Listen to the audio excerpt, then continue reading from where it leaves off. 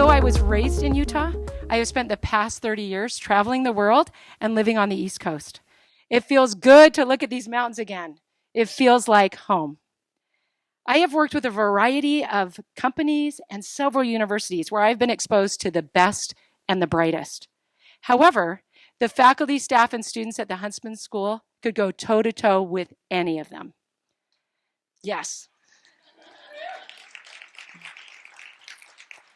As you look around the room today, you will see exceptional students and professionals interested in making our business school, our university, and our state better for women.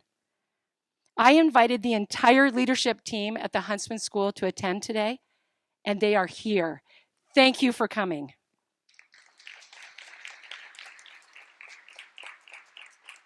We don't have the space to accommodate all the students who want to be here.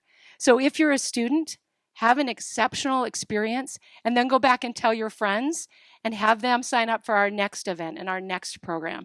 We want you here in abundance. Robin Ritch and all the professionals who took out of their Friday morning to be with us, thank you. You are modeling how we show up for one another to support, encourage, and inspire the next generation of leaders. She's Daring Mighty Things started in 2018 as a single event.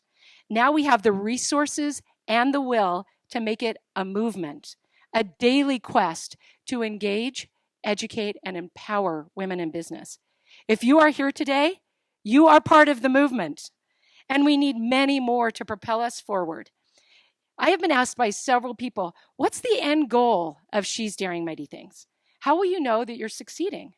We will know when women of all ages, everywhere, want to be connected with Utah State and the Huntsman School of Business because they know that here they will be valued, respected, and supported. Thank you.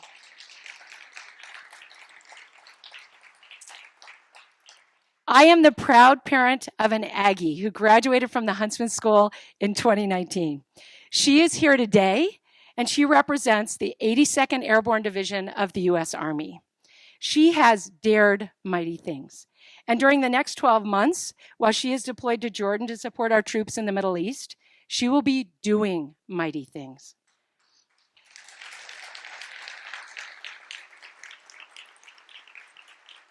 Thank you. Thank you. My oldest daughter, who is a recent Ivy League graduate and has a career in data management, gave birth to our first grandchild a few weeks ago. She is also doing mighty things, but with considerably less sleep. There is no one right way to be a woman. There are many paths that we can take. It was serendipity that my daughter had a daughter, because that little girl is going to act as my inspiration when I have a hard day or things look dismal. We cannot give up our goal of making this world more welcoming for women and every group that's been dismissed in the past. I also have 3 sons who are allies in every sense, promoting and supporting the women in their lives, as well as my amazing husband. They are better men, better teammates, and better coworkers because they respect and collaborate with women. We need everyone doing their best work and reaching across difference to create a place of achievement and belonging at the Huntsman School of Business. Our theme today is connection, connecting with peers, with professionals, and with yourself.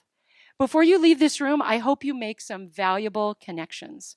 Students, get excited about the upcoming year and recognize that we at the Huntsman School are here for you today, tomorrow, and the next day. It is now my pleasure to introduce Leanne Ravston, our Women in Business Association president, who will share a little of her story and introduce our keynote speaker. Thank you.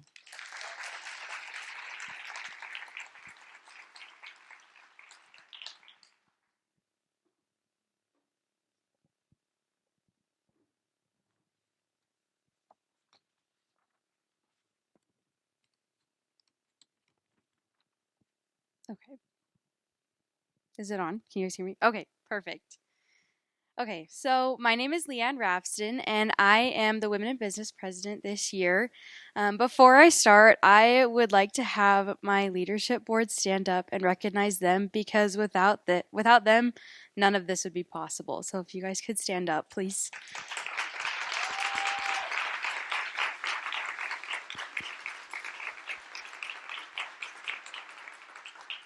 Yeah, I'm very grateful for them, and they're all awesome. So now a little bit about me and kind of I call it the logistics of my life, all of the basic questions. I'm a senior this year, graduating in data analytics and double minoring in statistics and anticipatory intelligence. I've loved my time here at Utah State University. It's been a long 5 years, and I'm really excited that the end is here, and I'm excited to start my job as a data engineer at Pluralsight in the summer. I had a great experience interning for them, so I was really excited to see that turn into a full-time offer.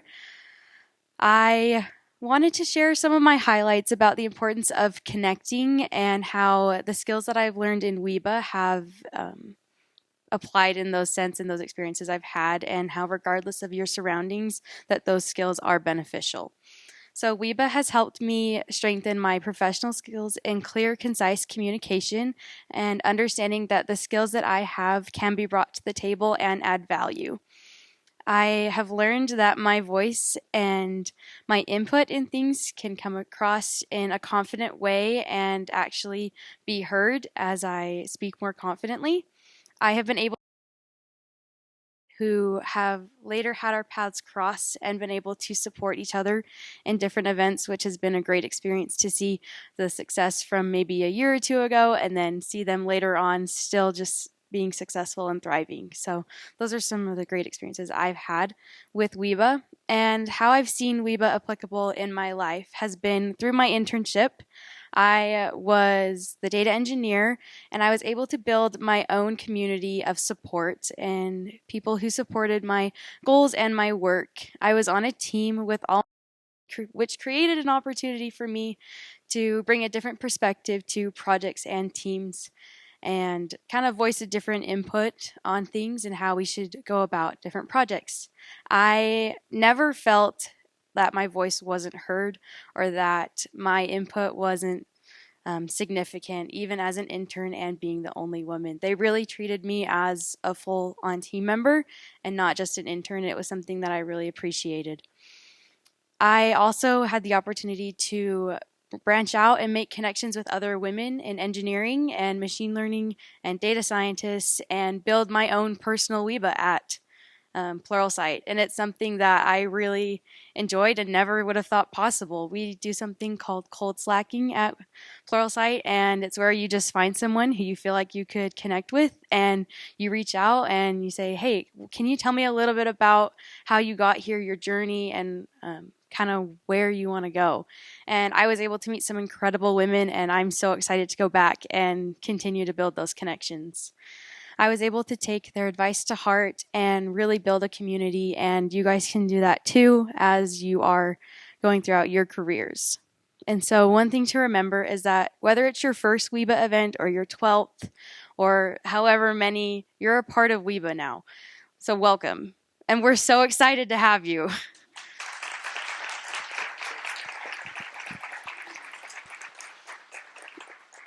We really want you to feel that sense of community and unity and continue to build your own personal WEBAs through wherever careers you go. We really want you to have that success. And within your bags, there's a pin, and it's our kind of logo. And we want you guys to wear that and remember that the skills that you develop here are applicable to wherever you end up. It is now my pleasure to introduce our keynote speaker. Robin Ritch is the president of Deseret News. She has expertise in both software and hardware for enterprises and consumers. She has a track record of creating and assessing early stage to expansion business plans and develop and lead successful external and internal relationships with alliances. With a background of finance, marketing, channels, product management, and marketing, strategic business development, and technology acquisition. She graduated from BYU with a degree in finance, then an MBA with the University of Washington and started her career at Microsoft and continued to start at various startups. One of her favorite things is to come into a company and pivot the company to solve problems for them, and that's how she ended up at Deseret News. Please welcome Robin Ritch.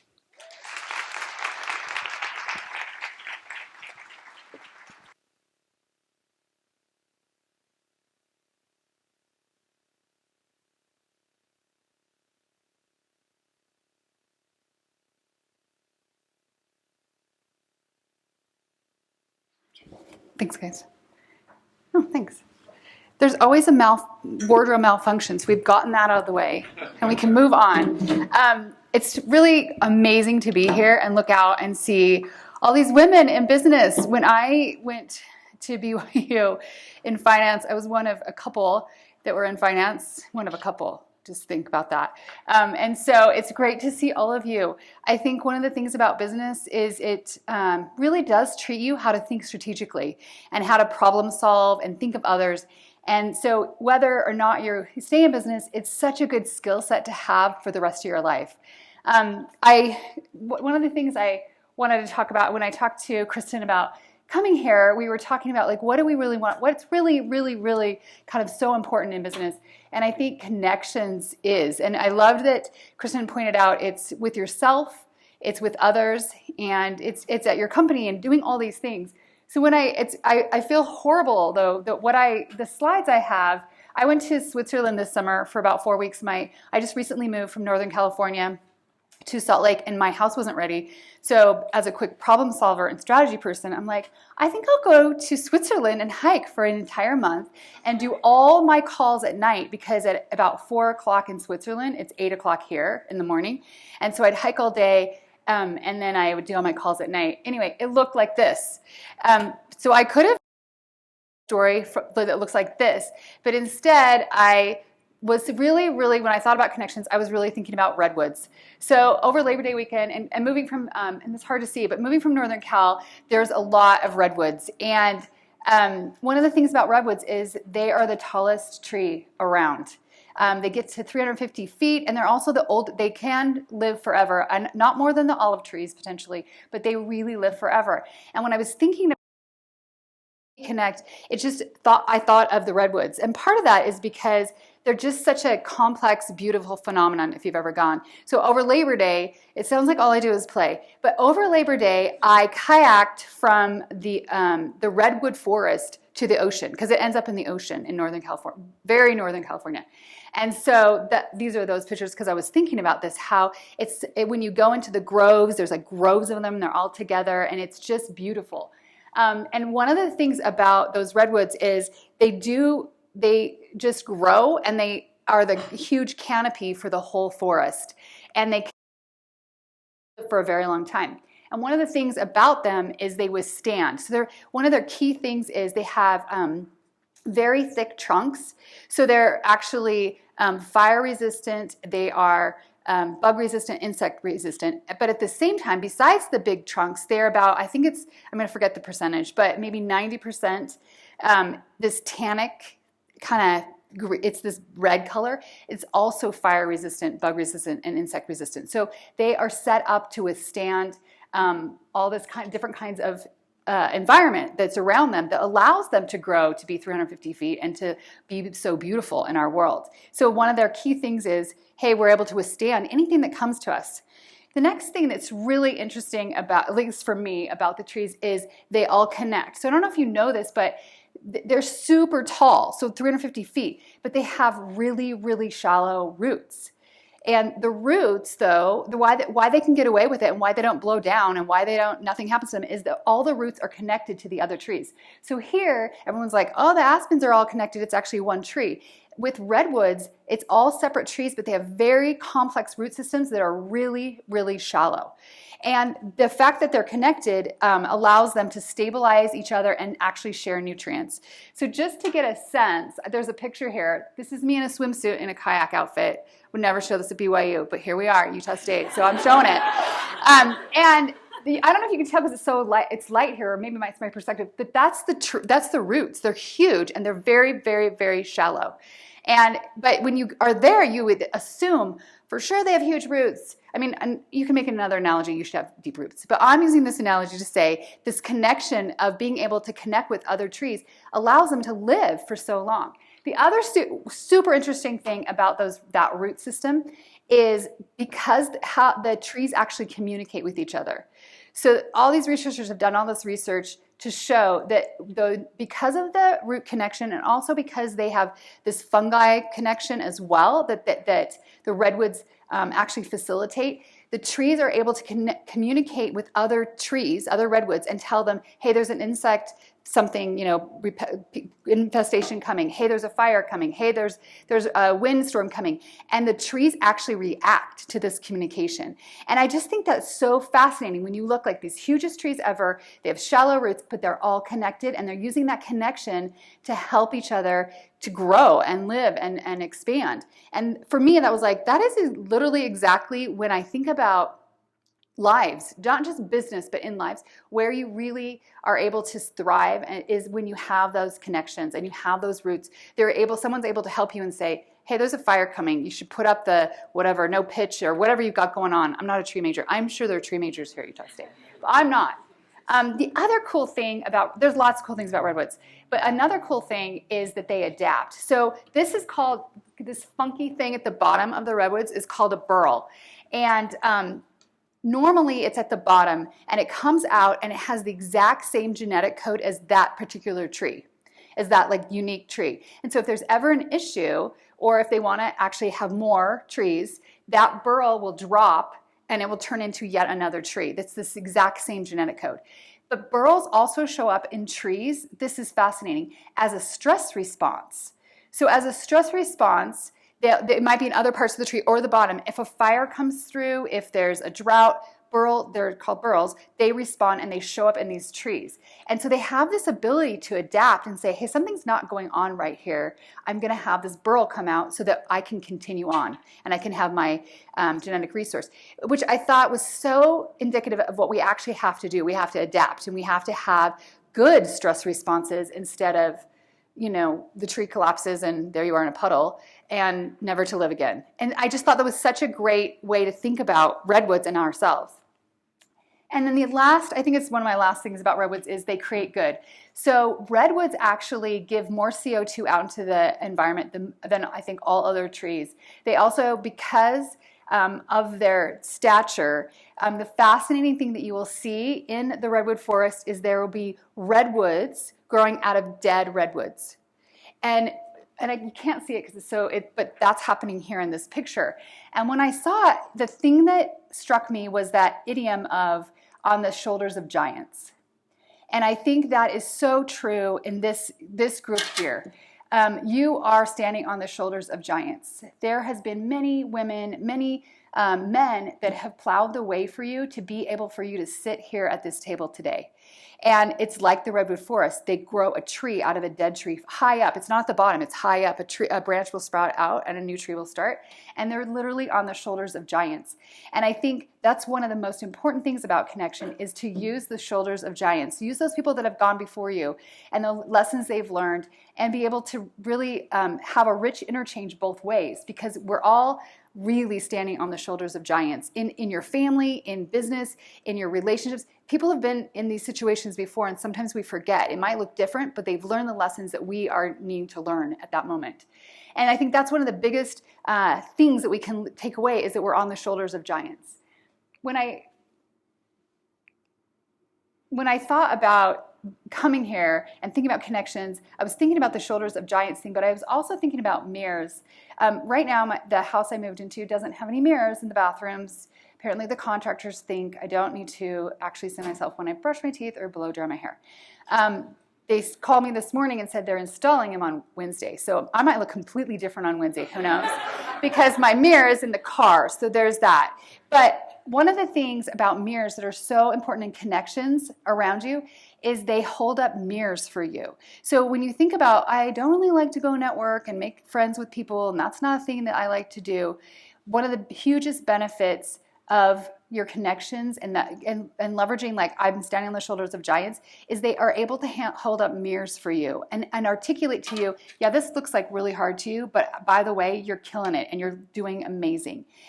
Or they're able to say, I'm sure this is really frustrating to you, but have you ever thought that maybe the way you're delivering that message isn't a way that people can consume it? So they're able to help you and bring that mirror in the back of your head that no one ever sees the back of their head. I can't even see the front right now, but I also can't see the back of my hair. No, you can't see it. You literally can't see blind spots in your life. And that's one of the biggest things that your connections and people can do for you. And then I'm like, I can look over there. This is amazing. I'm like, I don't know what's next. I should know, but I don't. So one of the things that one of my key learnings when I was in business, as I said, I was at BYU and there were maybe 3 or 4 of us in the finance department. And there was a lot of pushback. I probably shouldn't tell the story, but there was a lot of pushback. And I was on academic scholarships. So you can imagine that I probably did pretty well. And maybe a lot of other people didn't do as well that were not my same gender. And I grew up in Seattle, Washington. And I grew up with a dad that had 3 daughters, and he was an avid sports person. He worked for the Seahawks. He's very well educated, and he just thought we had this narrative in our house that we could do whatever we wanted as women. And sometimes culturally, in a different part of the culture, I would get like, no, you can't. And I ended up going to BYU, which my dad was a Catholic football player, and I went to BYU as a member of the Church of Jesus Christ of Latter-day Saints.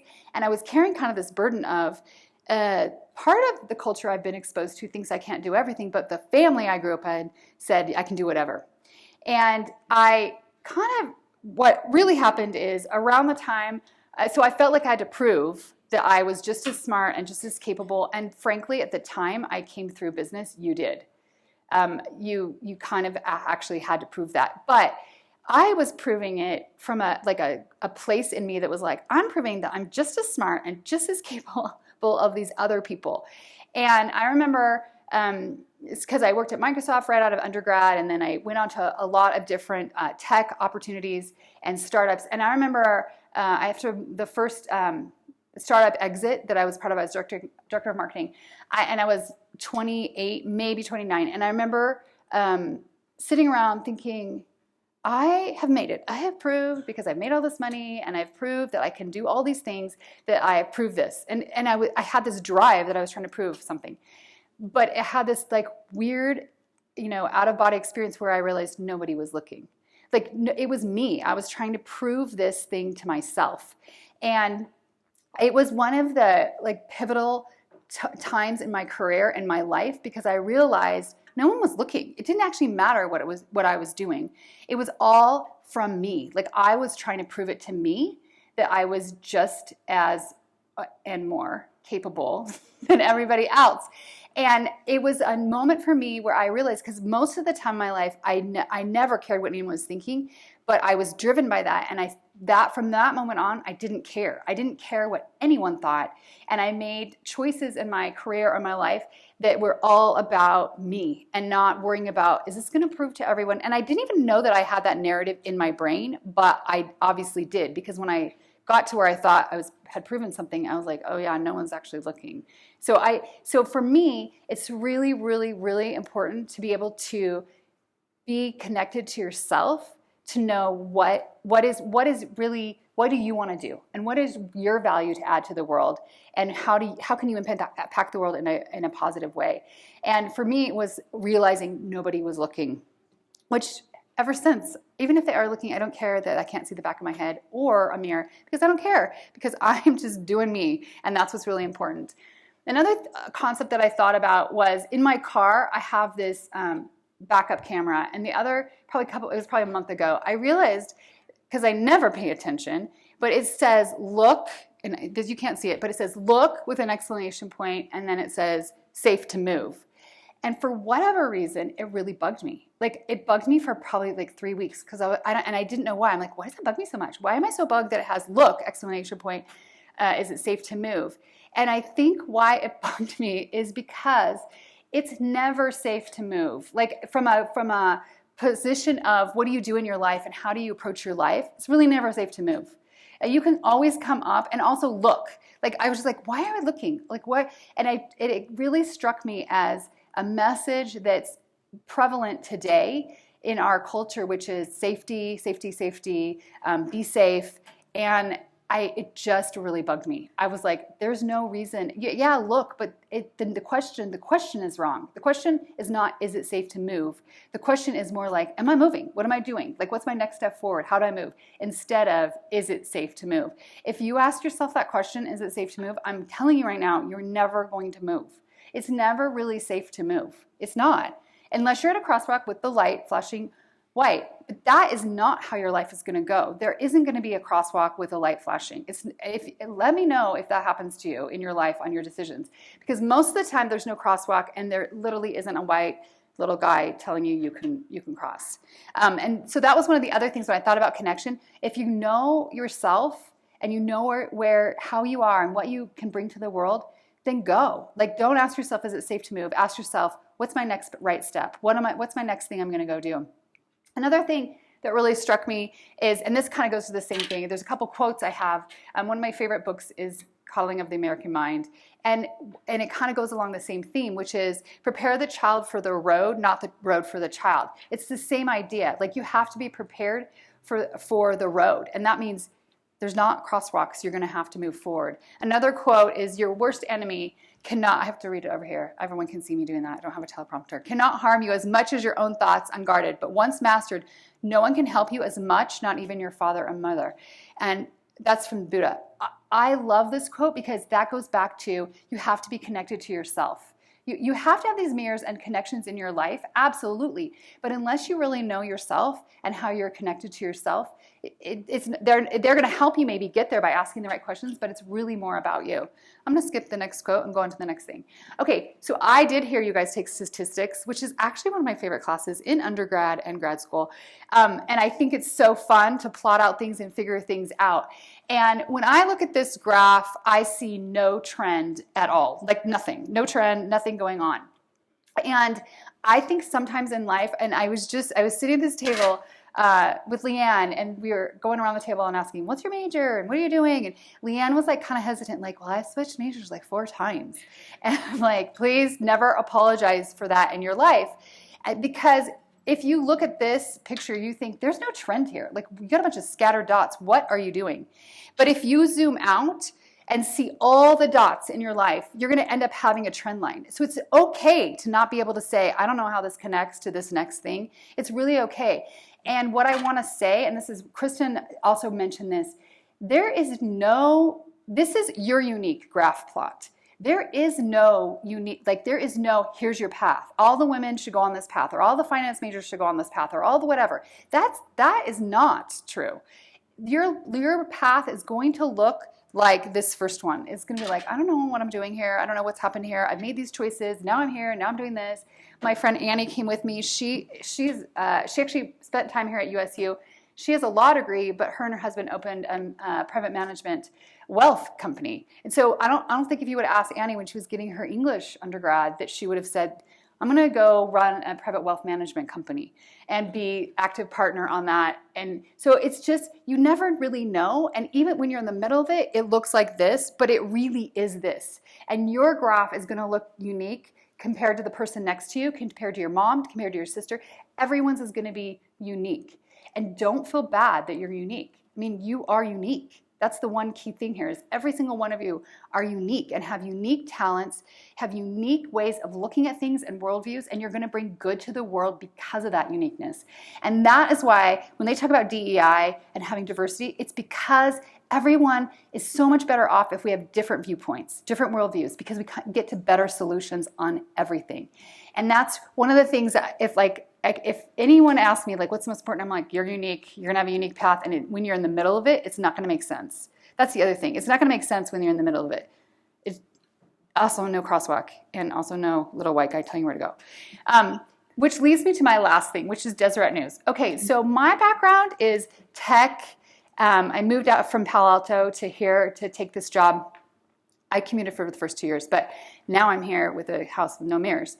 And Let me just tell you that my line looks exactly like this, mostly. And then I can see this, but I've only done tech and I've done marketing in it, and I felt bad for Leanne because she was reading all the things that I know how to do.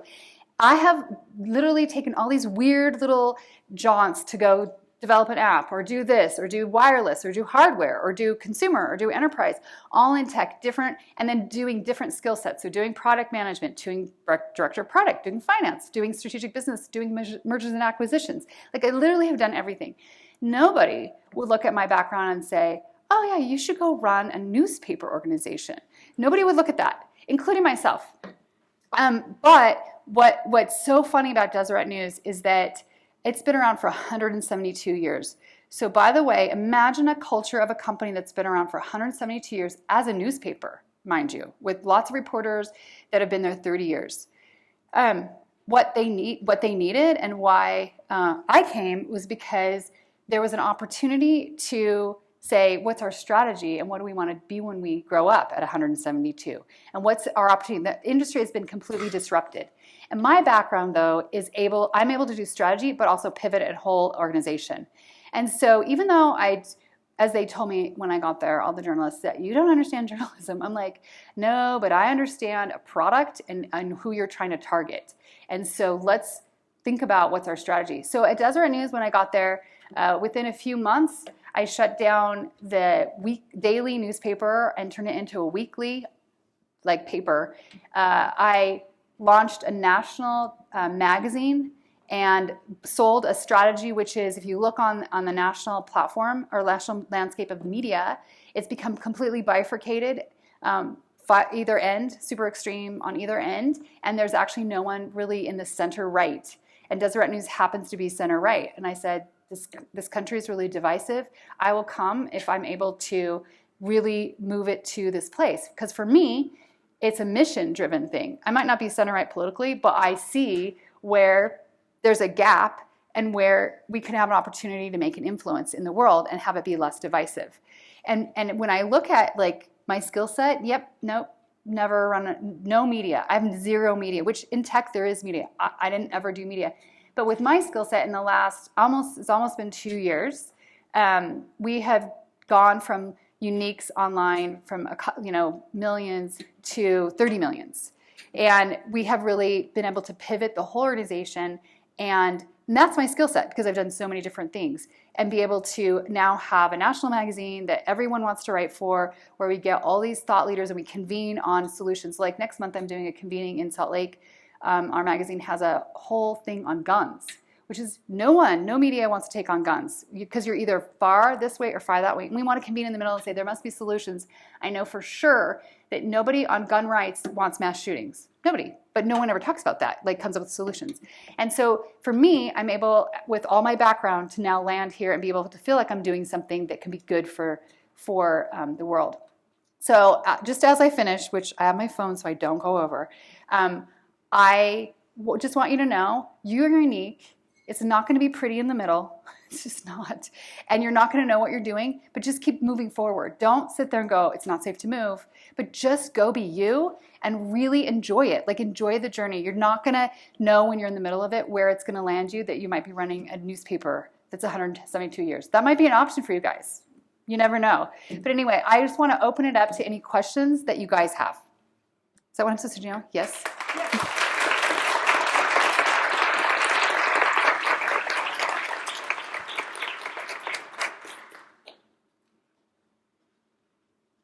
Nobody has any questions?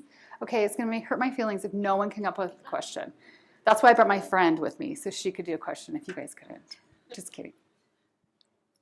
You can raise your hand if you have a question and we'll come.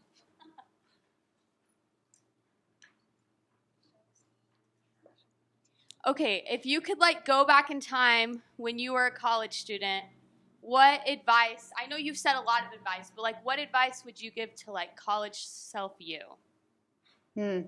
I think, I was kind of hell-bent on I'm proven I can do this. I knew when I was 16 that I wanted to go get my MBA. So I knew. I was I'm really good at business. I'm going to go get my undergrad in finance and work for a couple years and then get my MBA, which is exactly what I did. But so I kind of knew, but one advice I would give to you is to network more. I didn't have the opportunity as much. I had tons and tons of friends, but when it came to professional, there weren't that many women. And I would tell you to go network more, go seek out other women that have done lots of different things, like worked with kids, not worked with kids, done whatever, stayed at home, made any decisions, and network into having a mentorship network that can really help you and support you. Because you're going to have lots of decisions you have to make, and you're probably going to be trailblazing in those decisions, and I would definitely get a network that can help you.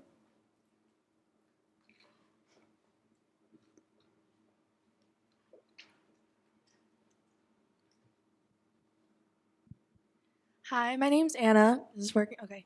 So one of the biggest leaders in my life has been my stepdad. He's a great leader, and he's always asked me, what is your biggest failure in life? You know, because while it's easy to celebrate all the good things that you've done and whatever, we celebrate failures in my family because, if anything, they make you grow the most. And so I ask you, what's been the biggest failure that has made you the most successful person today? So one of my mottos that everyone knows that works with me is fail fast often. So I don't even have a biggest one. I literally fail all the time, and I'm like, great, that didn't work. And so what am I going to do next? I have so many in business, and I have it in person. I don't even know. And I have answered that like specifically before. So there's been a couple businesses where I didn't get the right people in soon enough to be able to shift it and understand really what the consumers wanted. Like I can list a bunch of those. But for me, I literally think the most important thing is to fail fast. And so I literally do it all day, every day, which is kind of funny because at the end of the day, I'm like, okay, where did I fail? Okay, what can I learn from that? What am I doing next? So I spent a lot of and I also grew up kind of similar to you. We grew up in a family that was it fail fast. It was definitely like, there's no need to be a perfectionist. Like, just learn from whatever you need to. So I don't have the biggest one. I literally have a series of many, many, many. And I think for me, the key learning is I don't fear failure. I actually think it's super important because I know then that's not the road to go down, for me at least. Hi, my name is Carter Gomez. If you look around, you see a lot of women in here, but you also see a lot of men. And these men are important to supporting this community. And I'm Hispanic, but there's a lot of other minority groups that I don't fall into. And I guess my question is, how do you be the best ally you can for underrepresented groups? It's a really good question. So first of all, to your point, because I really do believe in diversity, and it's actually easier in California, frankly, than it is maybe in this environment if you stay in Utah. But for me, there's so many things. So for me, it is understanding that I don't actually know anybody's experience, and to be able to give voice to other people's experiences, because I don't know. Like, I grew up in Seattle, Washington. Like, I don't even know what the experience to grow up in Utah is. Like, I think it's super important to recognize that you don't have all the viewpoints, and so to get people. Go meet people one-on-one and get their feedback and their experiences, because your life is just going to be so much richer if you do. Your life is just so much richer. And in business, if you have more perspectives at the table, it's super important at the table. I was at a CEO roundtable when I first took my job. It was in Salt Lake. It was all VCs. And they were all talking about diversity. It was all, I hate to say this, white men sitting around this big, huge boardroom. And they were talking all about how we value diversity and da-da-da. And they were asking these questions because it was on the record. And they were saying, oh, yeah, we now have partners we didn't used to. Now we don't do this stuff. And it was fascinating because at the very end, they asked me what I thought. And I just was like, well, by the way, there's no women at this table. Like, you can have women working for you, but you don't have any women at the table or anybody else from different viewpoints at this table. And it's so important to have your voice at the table. So I think it's also allowing people to be at the table, because it's not the same thing to not have a voice at the table. And that's what I think is really important, to proactively do that. Did I answer your question? Thanks. Hi, my name is Tamara. I guess my question is, how do you find / create a team to assist you in your like angle or what you're doing? Because in a sense, it like helps you get to where you need to go, but it doesn't benefit others as much. So I'm just wondering, how do you find / create that? I would say it does benefit others if you put the right team together. And so for example, I'll just use Deseret News. I came in, they had this other culture of being really slow, and all they cared about was like, how come my article in by 5 p.m. I don't even know who reads it, and I don't care.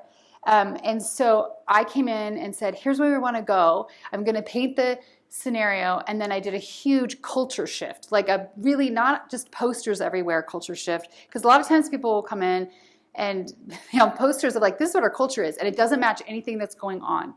And so I did this huge culture shift and really had to be patiently allowing those around me that already were in their jobs to shift culture. And typically it takes about a year-ish before you can see this person is never going to get the culture shift and the strategy of what we're trying to do. So it's time for them to move on, and then I need to bring in someone that can. So I actually think my job as running an organization is to enable every single person in the organization, but especially those that work for me, to be the best at what they can do. That's my job. Is literally, and part of that is setting the strategy and saying, this is where we're going, how can I help you, how can I break down barriers? And so for me, enabling the team around me to do it is making them be the best that they can be. Like literally enabling them, helping them, seeing them, who they are and where they're really good at, and doubling down and where their highest best use is, but also really helping them to be the best that they can be. And so for me, when I do that, that's what's super fun, really, when you run stuff, is you can see. I have this one editor that has been there forever, and when I got there, he was like, no, we're never doing that. That's, every 2 years we change strategy. I'm not doing anything. Like, he had this whole narrative.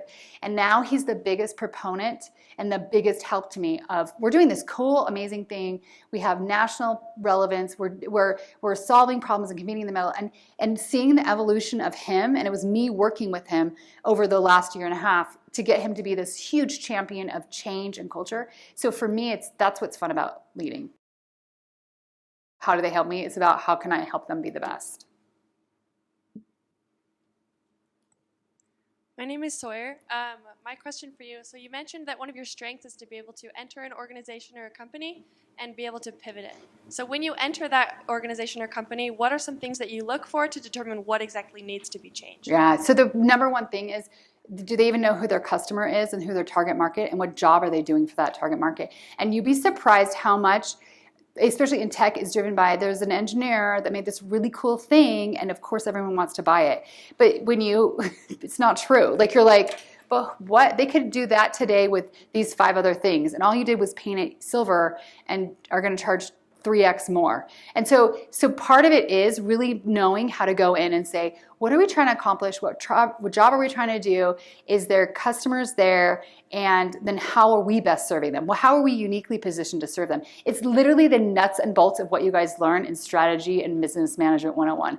And it's so fascinating how many people can't do it. Like, fascinating. And it's super easy. Like, for me, like, I just automatically think that way. And so it's been really easy to come in and ask those questions and then chart a path to go. And then you have to do all this culture change. But the first thing is trying to figure out, what are we trying to do? And how can we be successful there? And why should we be doing this? Okay, we have one more question, and this will be the last one. How have you navigated through your career and field of study in a male-dominated area? Well, I already did say I just was hell-bent on proving that I was just as smart and capable. But I would also say, which I haven't said at all yet, is I had an incredible group of mentors along the way that helped me. Mostly male, because of what the industry I was in. And those men, it's funny because there's one guy that I've worked with 4 different times. So, those men saw what they looked at was kind of what I look at, which is, I just want the best person in the job that's going to give different viewpoints and complement the team, but really make it a better team. Those men didn't care whether you were Martian or a female or whatever. They didn't care. And they they really were great mentors to me and wanted me to succeed.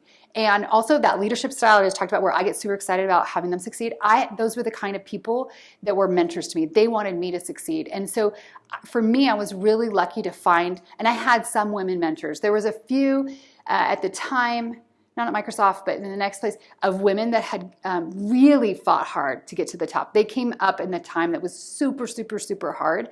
And so I also had mentors that were women as well. But it was really more about finding those people that valued empowering, and then having them be mentors was really important to me and helped.